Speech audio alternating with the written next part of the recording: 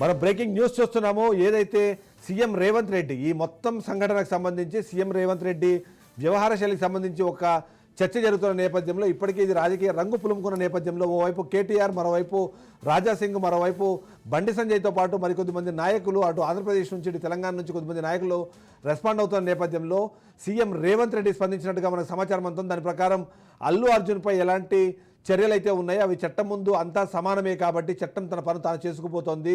దానికి సీఎం రేవంత్ రెడ్డికి కానివ్వండి, ప్రభుత్వానికి కానీ ఎలాంటి సంబంధం లేదు అని అర్థం వచ్చేలాగా తను మాట్లాడిన విషయం మనకు కనిపిస్తుంది.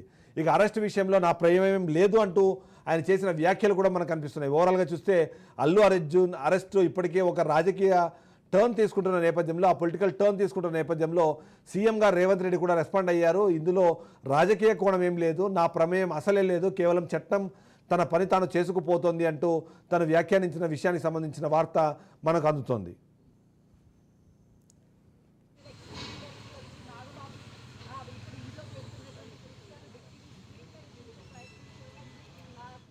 ఇక మనం చూస్తున్నాము, పోలీసులు ఎందుకు చర్యలు తీసుకున్నారో కూడా చెప్పే ప్రయత్నం సీఎం రేవంత్ రెడ్డి చేసినట్టుగా మనకు కనిపిస్తోంది. అందులోనూ ముఖ్యంగా ఆ ఘటన జరగడానికి కారణంగా అల్లు అర్జున్ ఉన్నారు. అక్కడ తొక్కిసలాట జరగడానికి కారణం అల్లు అర్జున్ కాబట్టే ఆయన మీద చట్టం తన పని తాను చేసుకుపోతూ తన మీద కేసులు పెట్టింది. ఆ కేసులు పెట్టిన తర్వాత అరెస్ట్ అన్నది కానివ్వండి, రిమాండ్ అన్నది అంతా అనివార్యము. కాబట్టి చట్టం తన పని తాను చేసుకుపోతున్న నేపథ్యంలో ఆయన అరెస్ట్ జరిగింది తప్ప నా ప్రమేయం కానివ్వండి, నా ప్రభుత్వానికి సంబంధించిన ఉద్దేశం కానీ ఇందులో ఎట్టి పరిస్థితుల్లో లేదు. తొక్కిసలాటలో ఒకరు చనిపోవడంతోనే పోలీసులు ఇలాంటి నిర్ణయం తీసుకున్నారు. ఆ నిర్ణయం తీసుకొని అందులో భాగంగానే చర్యలు తీసుకుంటున్నారు. ఆ చర్యలు తీసుకునే క్రమంలో సీఎంగా నా పాత్ర కానివ్వండి, నా ప్రమేయం కానీ ఏమీ లేదు అని రేవంత్ రెడ్డి రెస్పాండ్ అయ్యారు.